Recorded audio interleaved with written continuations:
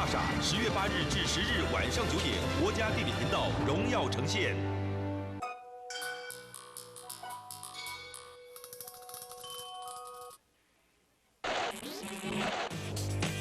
And away we go.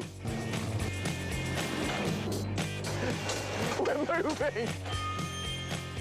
They were the machines that made Britain great. Fast, revolutionary, and sometimes downright dangerous. These are the stories of our engineering masterpieces that shook the world and drive the way we live today.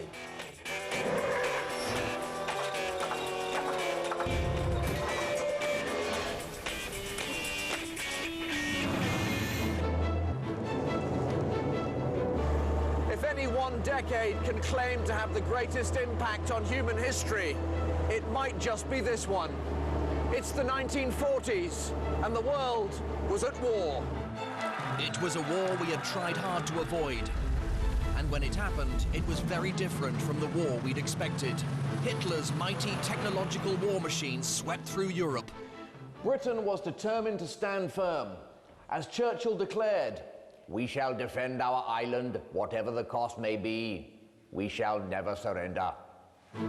The threat of invasion sparked an unprecedented period of innovation, ingenuity, and improvisation, producing an amazing variety of new machines, unsung heroes of World War II, and the roots of modern Britain. Life would never be quite the same again, because war really was the mother of invention.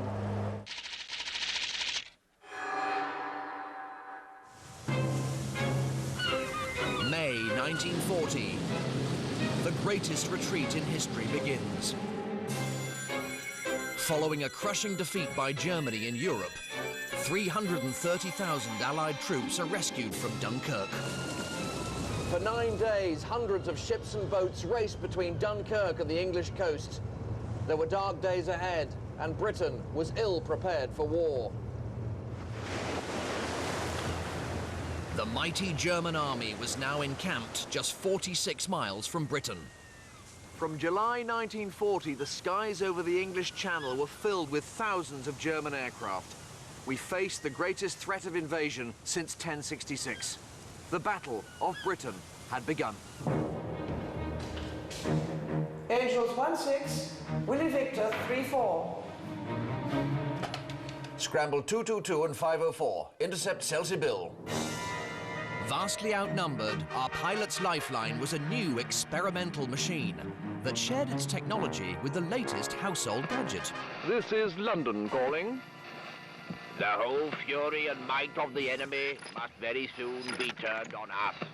At the time, few people knew what a radio wave actually was. Some even believed it could have potential as a lethal weapon. In the 1930s, the Air Ministry, in all seriousness, offered a £1,000 reward to anyone who could demonstrate a radio wave death ray that could kill a sheep at 100 yards. The turning point came when they approached top British physicist Robert Watson-Watt. They asked him if he could generate a beam of radio waves so powerful it could destroy an enemy aircraft. Watson-Watt calculated the required energy levels as wildly beyond existing technologies. He also pointed out that the metal fuselage would protect the crew from the radio waves. But he did have another very useful suggestion. He calculated that even a normal low-power radio wave like those used by the BBC's broadcasts would bounce back off a metal aircraft. So instead of radio destruction, he suggested radio detection. Just 2 weeks later, in a field near Daventry, Watson-Watt made his first attempt to demonstrate his invention: radar. Using modern equipment, here's my version of that historic day. In here we have a radio transmitter and a detector, and over here we have a display screen. Now, back then, the equipment would have been much bigger, but the principle is exactly the same.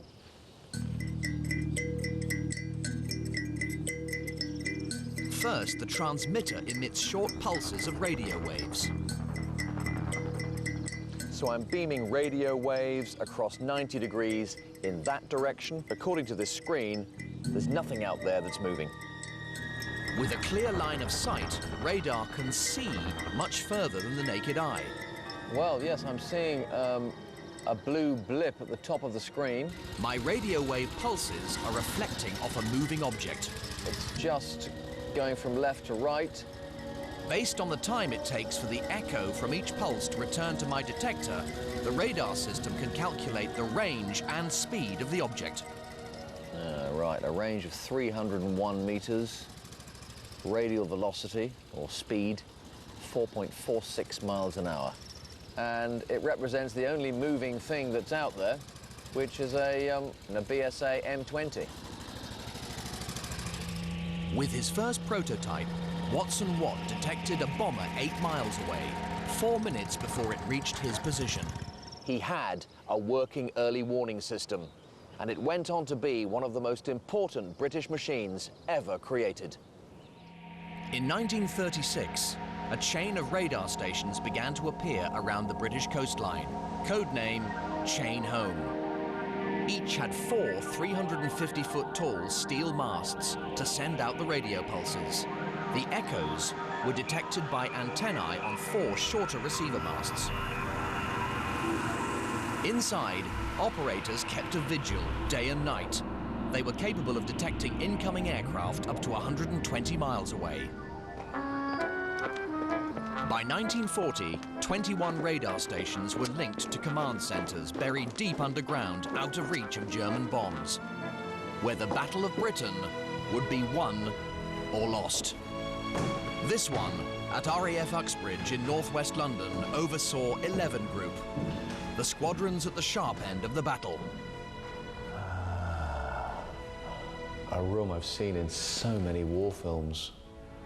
Just incredible that the sense of history, the smell of history is just incredibly powerful. Radar operators telephoned enemy sightings through to this control room. On a huge map, markers track the movement of enemy units approaching Britain. Hostile 10, 40-plus aircraft. A system devised by the forward-thinking head of Fighter Command, Air Chief Marshal Hugh Dowding. So Chris, how much time did the system and radar buy us? Remember, at the shortest point of the channel, it's only 20 miles across. German bomber formation would cruise at about 180, so you can work it out, it didn't take too long to get across. From detection over France to our airfields could be as little as 20 minutes. It takes a Spitfire squadron around about 13 minutes to get to 20,000 feet. So you can see how radar gave us time to get the aircraft airborne and up into position. Angels 1-6, Willie Victor 3-4. From July 1940, thousands of enemy aircraft converged on Britain. When incoming aircraft were detected, Allied squadrons were scrambled. Then, again using radar, guided to intercept the enemy. Scramble 222 and 504. Intercept Chelsea Bill. Enemy engaged. The RAF was outnumbered by the Luftwaffe 2-1. But thanks to the great British invention of radar, they could be scrambled exactly when needed and flew far more successful sorties than the enemy. In nearly 4 months of fighting, 1,733 German aircraft were taken down, but at a cost. Yes, more than 900 RAF aircraft were shot down. The aircraft were replaceable, but trained pilots weren't. So victory in the Battle of Britain would also depend on another great British machine. Every day, dozens of pilots ended up in the sea. And if you were lucky, you'd scramble out of the cockpit, deploy your parachute, and end up bobbing up and down in the English Channel, kept alive only by your trusty Mae West. But you wouldn't survive out there for long. It was a race against time to find and rescue the downed pilots in the 29,000 square miles of the Channel before they died from exposure. There were no life rafts, no distress beacons, and no helicopters. But by 1940, what we did have was this. A fantastic high-speed, long-range, all-weather rescue boat built specifically for the RAF, the HSL, or High-Speed Launch. Its story begins a decade earlier with a friendship between 2 great British petrol heads, racing boat builder Hubert Scott Payne and aircraftman T.E. Shaw, Lawrence of Arabia. In 1931, stationed with the RAF near Plymouth, Lawrence witnessed a seaplane crash. He was in one of the first boats to reach the wreckage and dived in to rescue survivors. Of the 12-man crew, only 3 survived. Lawrence was convinced that more lives could have been saved if the RAF had faster rescue boats. So he teamed up with Scott Payne to develop new designs based on the latest racing technology. For hundreds of years, seagoing ships and boats had rounded displacement holes like this model. They were stable and streamlined and allowed the boat to push through the water. But as speed increases, it creates a larger and larger bow wave that will eventually limit a boat's top speed, known as hull speed. Scott Payne knew a way round this ancient law. Rather than a curved hull, he used a flat bottom with sharp edges called hard chines. Like his racing boats, given enough power, this design lifts the hull up onto the surface of the water, overcoming the drag that a bow wave creates. It's called planing and allows boats to far exceed their hull speed. In this boat, Seaplane Tender 206, Lawrence, after months of testing, achieved 29 knots. Still not fast enough. In 1936, although Lawrence sadly didn't live to see it, Scott Payne finally unveiled their high-speed planing masterpiece. And here she is, the 100 class high-speed launch, or HSL. A 64-foot sea rescue revolution. So here we are in the middle of the boat in this beautifully restored wheelhouse. Phil, we're underway, aren't we? We're underway. Today I'm heading out with HSL expert Phil Claburn to discover exactly how these boats were used on rescue missions. These were very, sort of fast, get out quick, and pick up the pilots and bring them straight back. There wasn't much facility to operate on them or do injuries on board. For these ambulances of the sea, speed really was a matter of life or death. A 64-foot boat's theoretical hull speed limit is 11 knots. So let's just see how much faster Scott Payne's HSL can go. At the moment we're just on tick-over speed, or displacement speed, where the boat is sitting in the water. If I start to give a few revs, like so, and then maybe a few more revs, the idea is to get on the plane, which is about 13 knots with the 100 class, so a few more revs. 13, 14 knots, and we're starting to lift up out of the water. Steady on, Phil.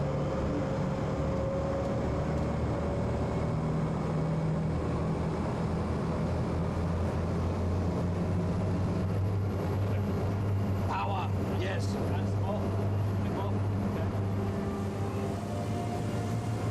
The HSLs originally had 3 massive petrol engines, together producing 1,500 horsepower.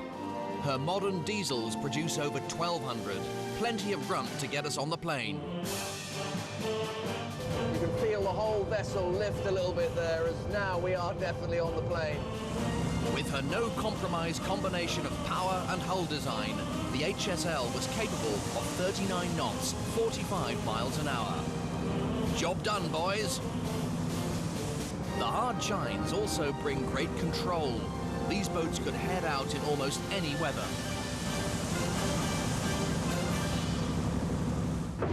Urgent message, pilot down. 24-6 west, 45-3 north. Let's go, chaps. By June 1940, 22 HSLs were positioned along the coastline. The world's fastest sea rescue service had been created, just in time for the Battle of Britain. Ah, got him! 11 o'clock! Another pilot saved. During the war, more than 11,000 were rescued by RAF launches around the world. There you are, Cummings. There's your tea. Oh, all right, I'll leave it here for you. Drink it, mind. Thanks to this great British machine, we didn't run out of pilots, and after 3 months of intense aerial fighting, the Battle of Britain was won.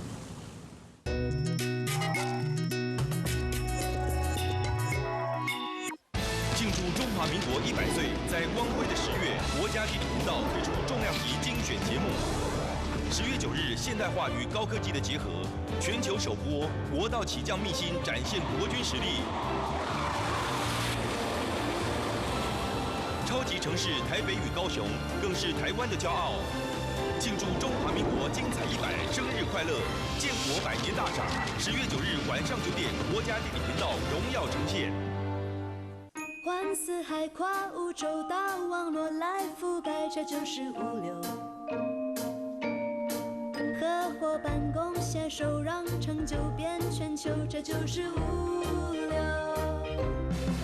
高科技赢在前，无阻碍全实现，这就是物流。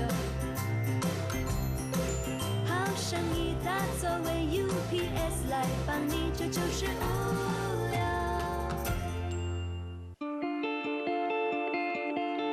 L'origine de ce projet, c'est ma passion très forte d'exploration sous-marine dans la région du pôle Nord. C'est un monde qui est totalement fascinant, très fragile, en voie de disparition et qui était complètement inconnu.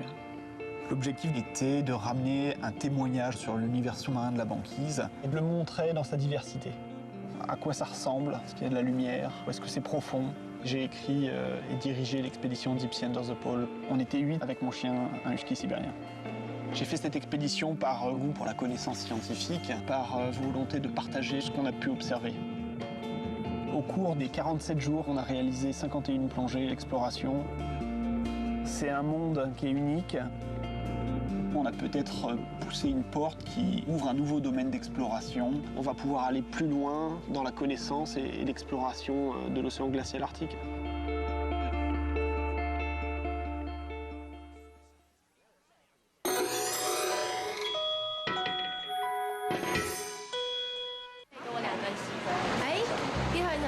Hello 慧贤，陪你喝杯咖啡啊？怎么了？你又胃食道逆流了吗？最近工作压力大，一紧张就胃痛，加班全靠咖啡提神。来吧，现在就用极胃服侍定。胃食道逆流，极胃服侍定，一定搞定。千锤百炼，专注顶尖 ，Listen 新一代顶级规格国光牌赛车级 Listen 全合成车用机油。爆发极限能量，展现超凡原动力，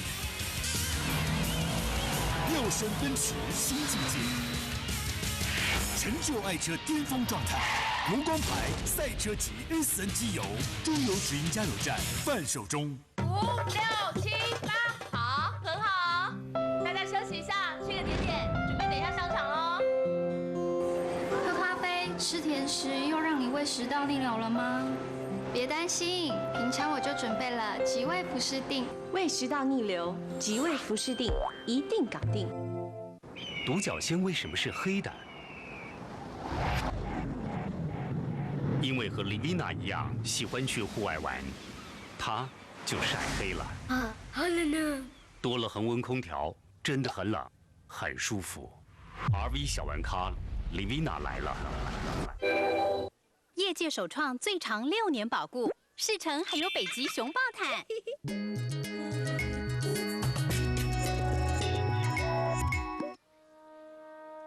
In 1940, the realities of war took over the everyday lives of the British population. Millions of civilians, mostly children, were evacuated to the country.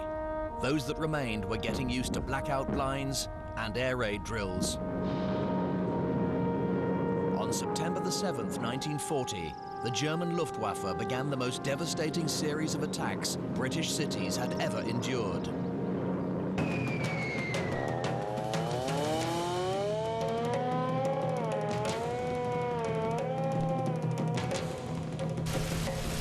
London faced 57 consecutive nights of relentless bombing.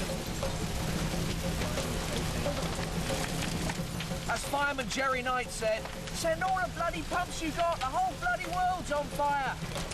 The Blitz had begun. London's firemen, including thousands of raw recruits, faced the fight of their lives. The Blitz, like the war itself, was a crisis for which Britain was barely prepared. In 1938, Britain's largest city, London, had just 2,500 firemen. Not enough to cope with an all-out bombing raid. So the government established the AFS, the Auxiliary Fire Service. With true British wartime spirit, over 30,000 men and women volunteered. But there was a dire shortage of firefighting kit. Classic fire engines like this beautiful 1938 Dennis simply couldn't be produced fast enough.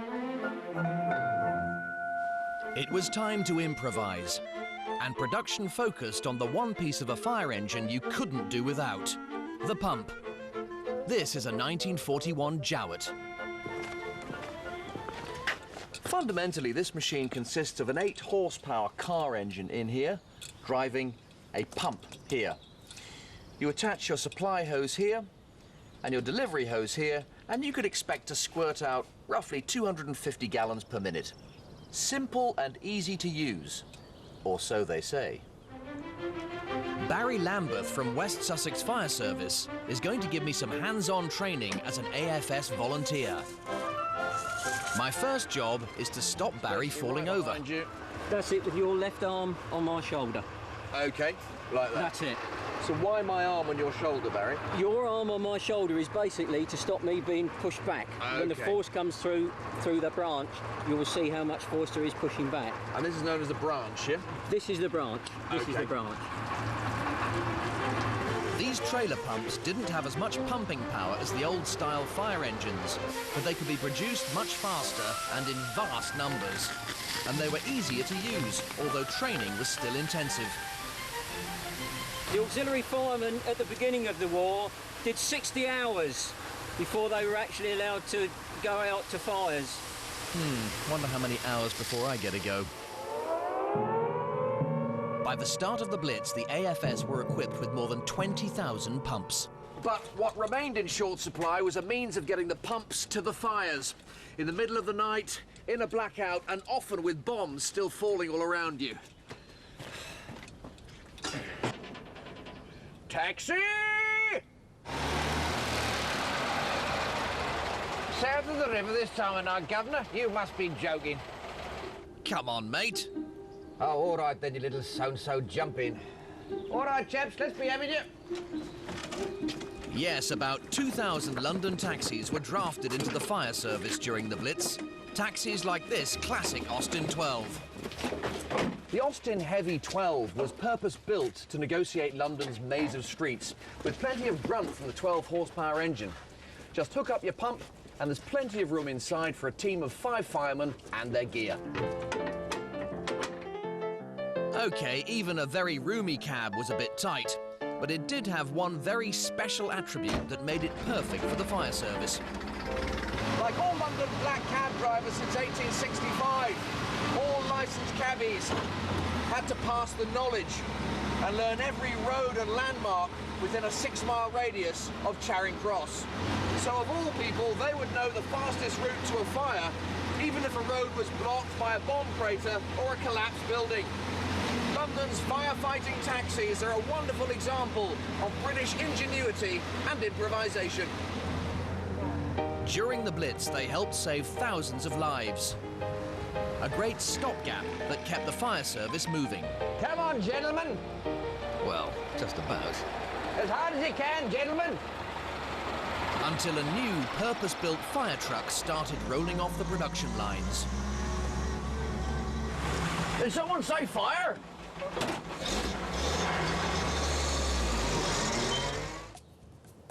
It may not look it, but this is the forerunner of the Great British Fire Engine as we know it today. Made by Austin, like the taxi, this is a K2 truck chassis, powered by a 6-cylinder, 28-horsepower overhead valve engine. Unlike the taxi, this engine had more than adequate pulling power to tow a pump and a full fire crew around London. Right, into the back of the K2 we go. And these marvellous bench seats, there we are, look at that. Plenty of room for fire equipment. And plenty of room for firemen. And unlike the taxi, a shrapnel-proof roof. Keeping your crew protected inside was a major improvement, just as they are today. And crucially, Austin was able to churn out large numbers of these trucks quickly. thanks to the simple idea of taking an existing general-purpose chassis and giving 5,000 of them firefighting bodywork. Of course, with these machines, everything is heavy duty, everything is massive and built to last. And it's that familiar sound of the whine of the gearbox. There it is, the cogs turning, you can hear it all. Very, very distinctive, with the rustle of the six-cylinder engine. And a rather ambitious speedo clocked up to 80. Absolutely brilliant. In September 1940, all hell broke loose as German bombers dropped thousands of tons of explosives and incendiary bombs on British cities. This was Britain's fire brigade's finest hour and a turning point. The foundations for the highly modern service we see today were set in the flames of the Blitz. During the Blitz, 2 million British homes were destroyed, 90,000 civilians were injured, and 60,000 killed. A great many more homes and lives would have been lost had it not been for the grimy-faced angels of the fire services and their great British machines. Finally, in May 1941, when Hitler invaded Russia, the bombing stopped. The people of Britain were granted a reprieve and a chance to regroup. But U-boats were still blocking Atlantic supply lines and rationing was in full force. So while British men enlisted for the fight back, it was up to the 80,000 new recruits of the Women's Land Army to feed the nation. They would have to learn fast and work as effectively as possible, or Britain would starve. Thankfully, the land girls had a new best friend. A revolutionary farming machine that would prove easy to use and very efficient. The David Brown Vac 1. In the 1940s, these machines pioneered a new era for the tractor, which had always been very much a slow, lumbering workhorse. And the key to its success was David Brown's expertise with gears. The David Brown Company had been building precision gears since 1898 for everything from tanks to battleships. Now they wanted to start building their own machine, and they'd found an opportunity. No one, it seems, had ever asked the farmers what they wanted from a tractor. But David Brown's team did ask, and this is what they heard. More speed, please. And that's where that gearbox expertise came in. So here we have a standard car gearbox. Inside here we got 4 forward gears and 1 reverse. Now, as this is a tractor, we have a 3-speed low ratio box, good for high torque pulling power in the field. But this is the difference. Once you get out onto the road, this shorter lever here, you can shift from low to high and double your speed. A brilliant innovation, and gearboxes like this with 2 ratio ranges are found in most modern tractors and 4x4s. It gave the Vac 1 a top speed of 20 miles an hour, over double the speed of its rivals, saving the land girls precious time getting to the fields before they even started work. So we are now ploughing, folks. And what I'm doing is I'm keeping the 2 offside wheels in the original furrow that I ploughed before. No broken nails so far. This is ploughing made easy. If I can handle it, so could the land girls. Great bit of fantastic old, purely solidly steel machinery, shifting God's earth. Magnificent. Then at the end of a row, another great feature of this machine. I can lock up the rear brakes for a kind of tractor handbrake turn, and before you know it, I'm ploughing the next row. I have to say, it's a fantastic feeling, shifting all this earth. Really good, earthy feeling. The all-new Vac 1 helped the land girls grow the food that fed the nation. And soon, equipped with more new machines, we were ready to fight back. The first target was industrial Germany. Production of Hitler's high-tech war machine had to be slowed down. We had built some great long-range bombers, but they couldn't get the job done on their own. It's so ruddy dark down there, I can't see a damn thing. Blasted clouds. By day, our bombers were shot out of the sky. By night, they couldn't see what they were bombing. In the early 40s, less than half of our bombs were falling in the right place. We had to get more accurate. So, once again, we turned to radar. Radar technology was developing fast, and it was shrinking. This tiny device had 100 times the power of the first chain-home radar transmitters. It's called a cavity magnetron. This is a very cleverly designed valve which produced radio waves with a much shorter wavelength than any device before.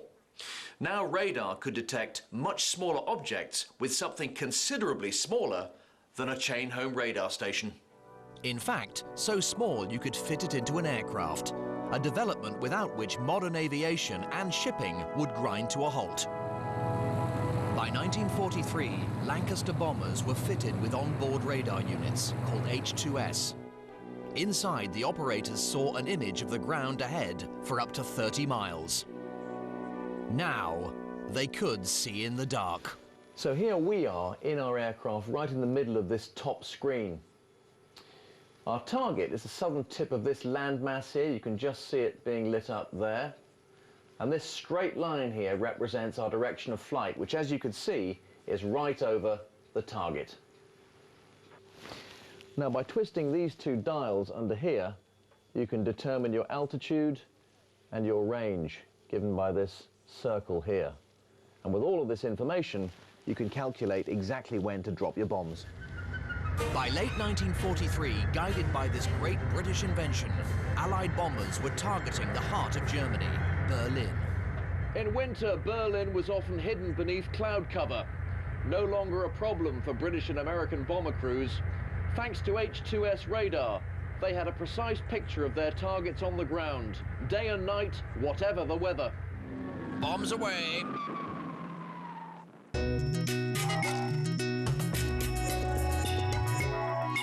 庆祝中华民国100岁，在光辉的10月，国家地理频道1连3天推出重量级精选节目。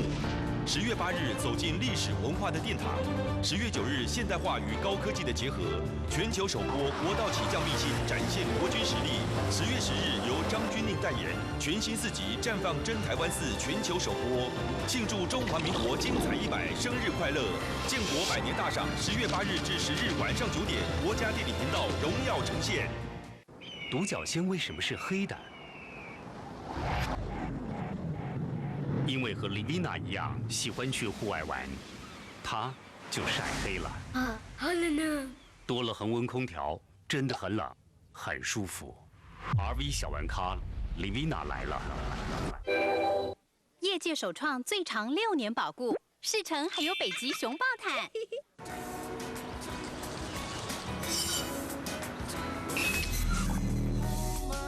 谢谢。提早规划未来的你，谢谢，会谢谢你。人生重大财务决定，让我们和你一起完成。红利人寿，千锤百炼，专注顶尖。SN 新一代顶级规格国光牌赛车级 SN 全合成车用机油，爆发极限能量。 展现超凡原动力，耀升奔驰新境界，成就爱车巅峰状态。国光牌赛车级 SN 机油，中油直营加油站贩售中。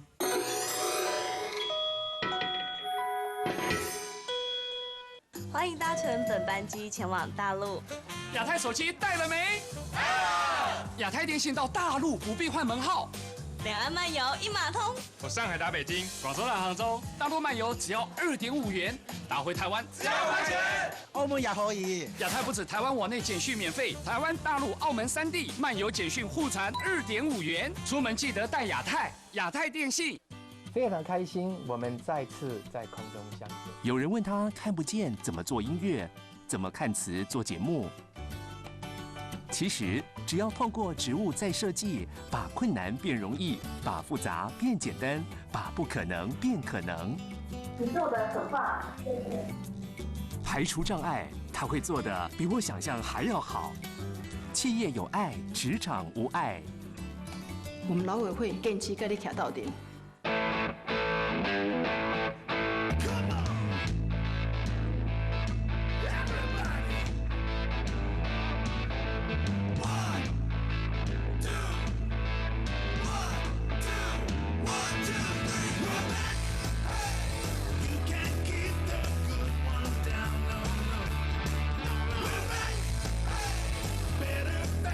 2012 new model launch.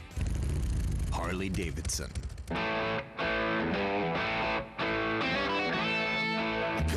哈雷为建国100年设计全球唯一稀有典藏。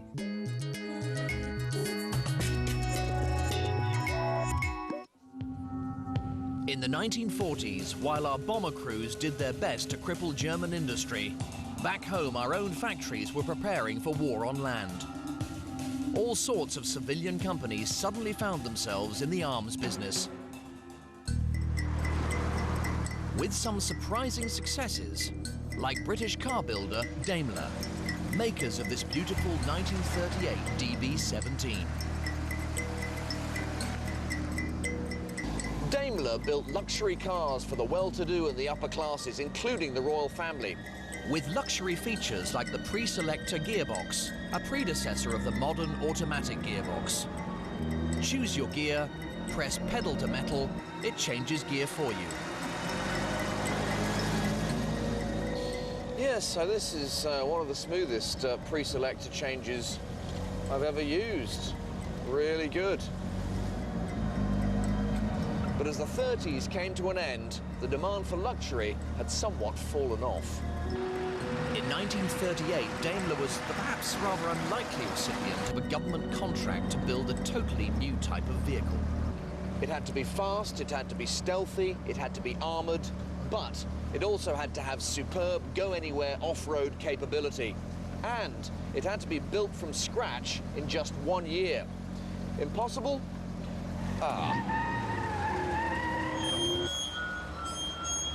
And this is it, the Daimler Scout car, affectionately known as the Dingo. Is there a problem? I think we can let this chap through, Pearson. Back up.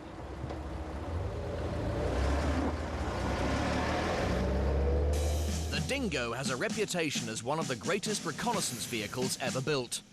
It saw action from 1939 well into the 50s. Its modern descendants still patrol the world today. But its finest hour came in the aftermath of D-Day. Armoured vehicle expert John Pearson has joined me to explain more. It wasn't intended to fight, it was intended to sneak up, look, get the information back so that the advancing army would know where the enemy were. Old-style scouts on horseback were no longer able to keep up with a modern, mobile, mechanised enemy. But the Dingo could. With war approaching fast, Daimler had rushed their design from drawing board to working prototype in less than 12 months. And yet, the Dingo achieved an amazing 60 miles an hour, on and off-road, making light work of the odd bump and gleefully wading through rivers. This fantastic performance was partly achieved with a massive 55 horsepower engine adapted from one of Daimler's luxury cars. But it also came down to some very pragmatic design decisions. As an armoured car, the Dingo has to trade protecting its crew against speed and agility. The weight is kept down to roughly 3 tons, there's no turret, no roof, and a tactical approach to armour. Most of the armour is no more than 10mm thick steel plate, just about enough to protect against machine gun bullets. Where we're most vulnerable to attack is here at the front, which has much thicker 30mm armour, which in theory is enough to stop a light anti-tank round. But I don't think I want to be sitting in here when they tried that out. In June 1944, the Dingo faced its greatest test in the aftermath of D-Day. Following the bloody carnage of the landings, the Allied invasion force found itself penned in against the Normandy coastline. It was up to the reconnaissance corps, the eyes and ears of the invasion force, to find a way through. On the 31st of July, a dingo driven by Trooper G.B. Bland left on a risky recce mission. What can you see, Pearson? The diminutive dingo was great for sneaking along narrow tracks and hiding in cover. But as Trooper Bland headed into hostile territory, there was a very real risk of contact with the enemy. So as well as stealth, he needed firepower too. The dingo was equipped with a Bren light machine gun like this one, a British version of a Czech original. The British Bren gun was perfect for the recce corps because it was light, simple to use, and proved very reliable. And it could unleash 120 rounds a minute with deadly accuracy. A skirmish with infantry was one thing, but the lightly armored dingo had to pick its fights. Do I see panzers before me, Pearson? Yes, definitely panzers, Pearson. Time to employ the secret weapon. Select first, engage, throw it in reverse. Pre-select third. And this time 60 miles an hour backwards. And we're going as fast backwards as we were forwards. Absolutely fantastic. All 5 gears in reverse. It's thanks to the same pre-selector gearbox as the luxury DB-17 I was driving earlier. Which means, as the troops said at the time, you can get out of trouble faster than you got into it. In his hunt for a route out of Normandy, Trooper Bland was now deep behind enemy lines. Hello, sir. Yes, enemy infantry spotted at crossroads 1 mile west-northwest of our position, sir. He had found an intact and lightly guarded bridge. Secure that bridge, Bland. Very good, sir. On our way, sir. Moving out, Pearson. Trooper Bland and his dingo secured the bridge, the Allies' escape path from Normandy. The dingo, a brilliantly improvised machine, rushed into production on the eve of war, was the mechanical hero of the hour. And the march to Berlin could begin. Well done, men. God save the king. The end was in sight. With grit, valor, ingenuity, and inventiveness, the Allies had achieved the impossible. We'd turned the tide of war. But there was one great invention of the 1940s that took much longer to develop. It played only a minor role in the war, but it went on to change the world like no other machine of the decade. Even though it was based on an idea that at first must have sounded completely crazy. An engine that pushed you along using its own exhaust fumes. And it was made possible in no small measure by the humble knife and fork. Surely only a fool could imagine such a thing replacing the mighty piston engine. So when a young RAF test pilot told the British government that beauties like this 1800 horsepower Bristol Hercules had reached the end of the line and that development money should be poured into his gas turbine engine, the government said in that way that governments so often do, no. That test pilot was Frank Whittle. In 1930, aged just 23, he patented the gas turbine or jet engine. It was designed to produce incredibly high-pressure exhaust with just one main moving part, the rotor. But to generate sufficient exhaust thrust to power an aircraft, the rotor had to spin at 16,000 revs per minute, enduring temperatures of 500 degrees Celsius. No chance with traditional materials. But Whittle believed he had just the material for the job, a newly developed relative of Stay-Bright cutlery steel.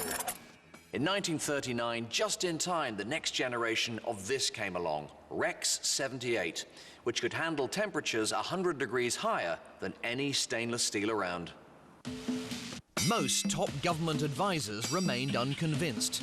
But Whittle did have supporters, including Hugh Dowding of Fighter Command, who was quite literally bowled over by Whittle's progress.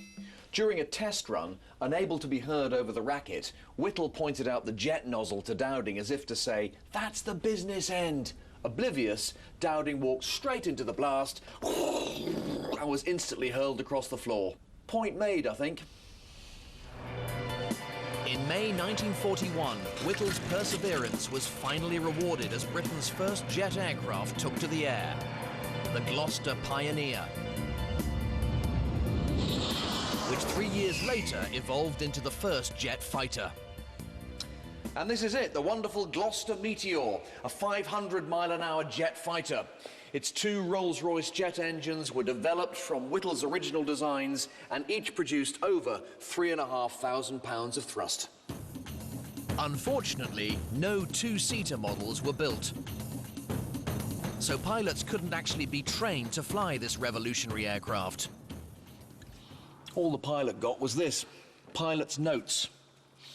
The trimming controls are spongy in operation, and accurate trimming therefore demands great patience. Just what you want to know when you're hurtling towards the ground at over 400 miles an hour.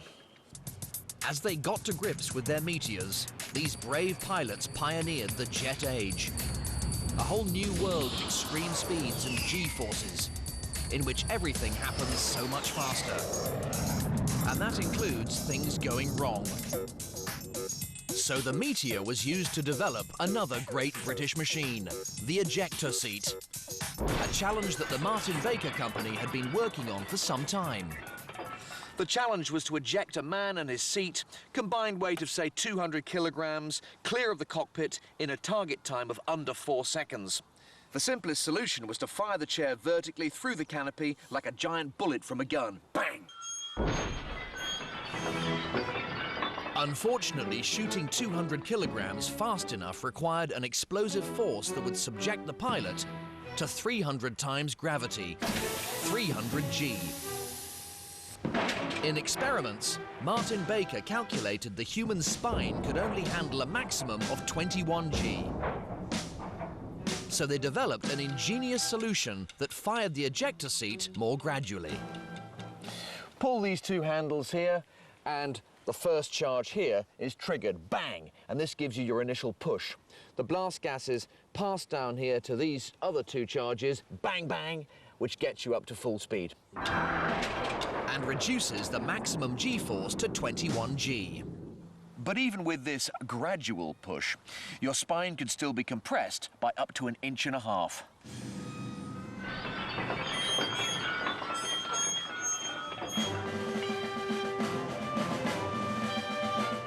This is 70-year-old ex-RAF pilot Stan Hodgkins, who's been flying Meteors since 1988. So here we are, Stan, at the Meteor. Back in the day, apart from speed, what were the main differences that pilots would have experienced going from props to jets? Oh, well, this is a beautiful ride. Taxiing is like a Rolls-Royce. It's got wonderful soft undercarriage, and the engines are remote from the cockpit, and you can hardly hear them. There you go, Stan. Today, Stan's taking to the skies in this stunning 1952 night-fighting Meteor to give me my own private jet flypast.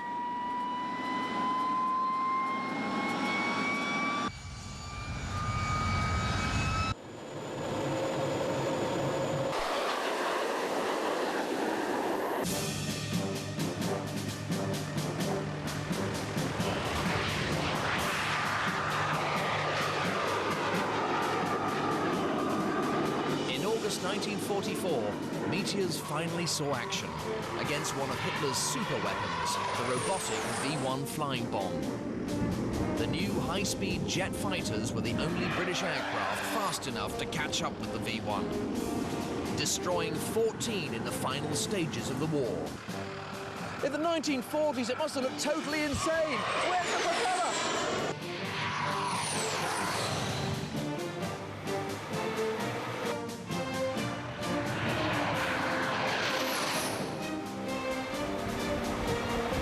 A fantastic machine.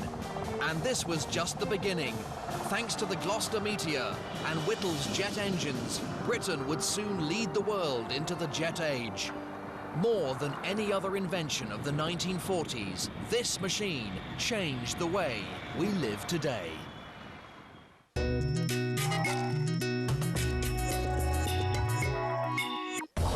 绽放真台湾4，绽放全世界。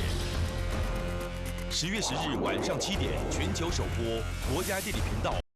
世纪身心灵主区，居半山，傲红尘。自然的住是最奢华的时尚。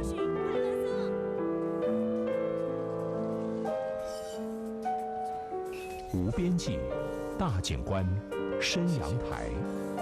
国际阳明半山，层峰心灵会所，半山会，86261000。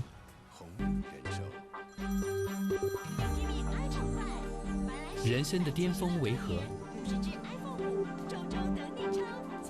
别人追寻有价的物质，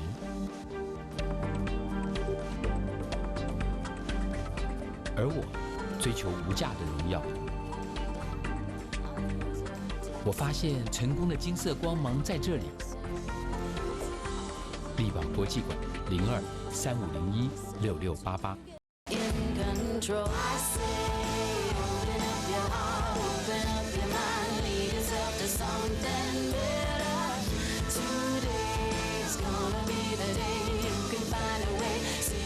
2012 new model launch.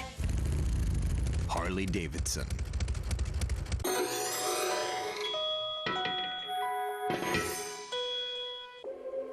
敏感、疼痛，来自德国德恩奈抗敏感3效牙膏，含 potassium ions， 能渗透直达敏感酸痛神经，迅速消除敏感疼痛，轻轻松松抗敏感。添加独特亮白粒子，更能有效去渍、美白，轻轻松松解决敏感疼痛。德恩奈抗敏感3效牙膏。 我终于了解，生命里最可贵的，竟是些最简单的事。守护你的幸福人生。请关心末梢血液循环问题，循利宁滴剂，德国舒培大药厂。千锤百炼，专注顶尖。Eason 新一代顶级规格国光牌赛车级 Eason 全合成车用机油。 爆发极限能量，展现超凡原动力，跃升奔驰新境界，成就爱车巅峰状态。国光牌赛车级 Eason 机油，中油直营加油站贩售中。欢迎搭乘本班机前往大陆。亚太手机带了没？亚太电信到大陆不必换门号。 两岸漫游一码通，我上海打北京，广州来杭州，大陆漫游只要2.5元，打回台湾只要5块钱。澳门也可以。亚太不止台湾网内简讯免费，台湾、大陆、澳门3地漫游简讯互传2.5元，出门记得带亚太，亚太电信。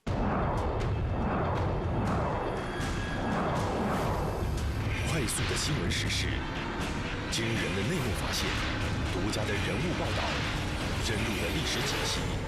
专业的科学研究，掌握全球的焦点事件，国家地理频道全方位剖析关键事件。每星期1至5，你不可以不知道。关键8点，接下来在国家地理频道播出。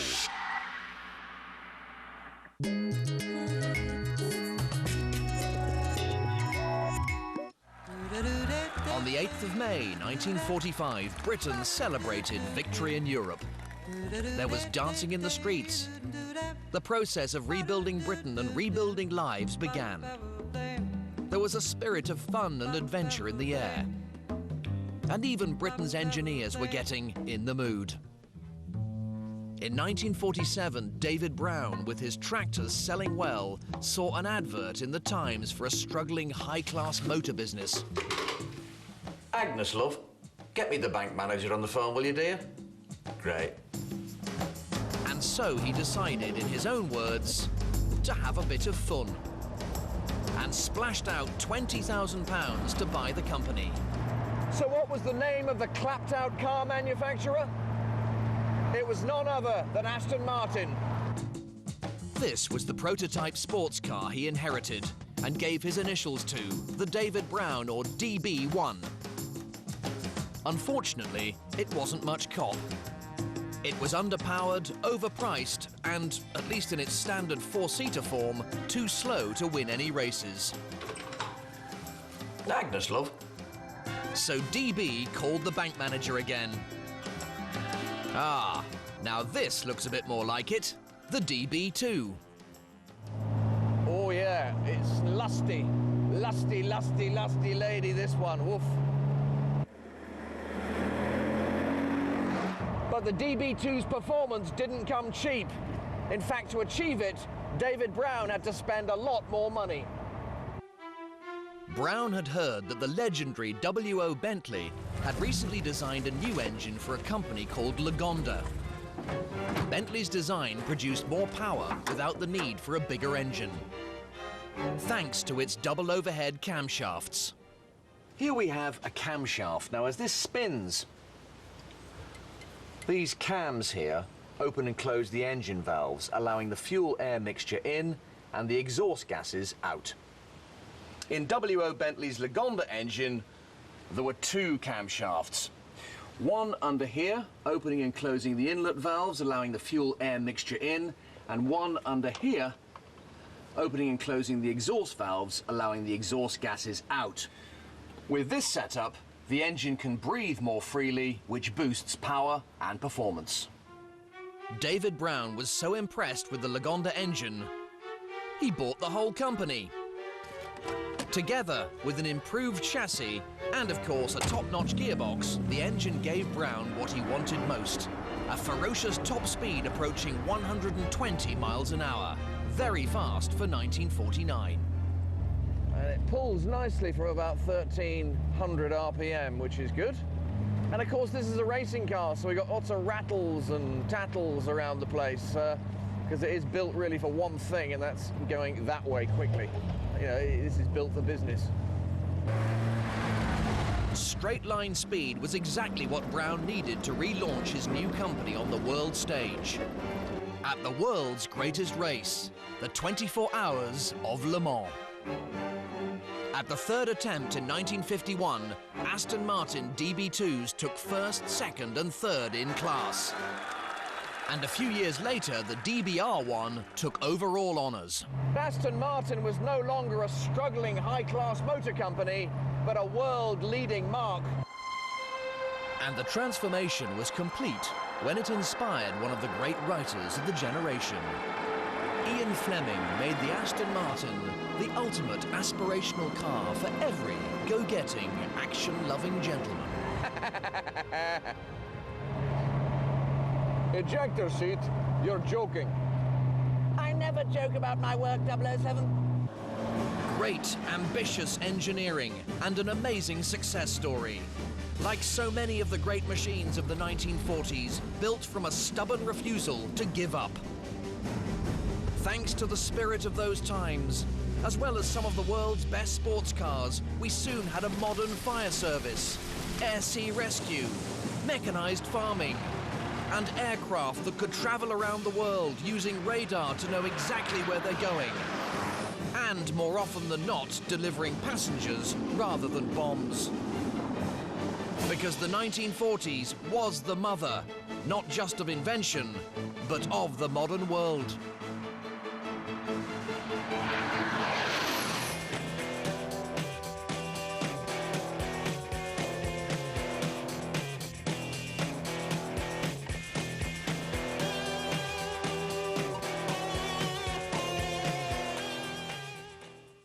关键8点，接下来在国家地理频道播出。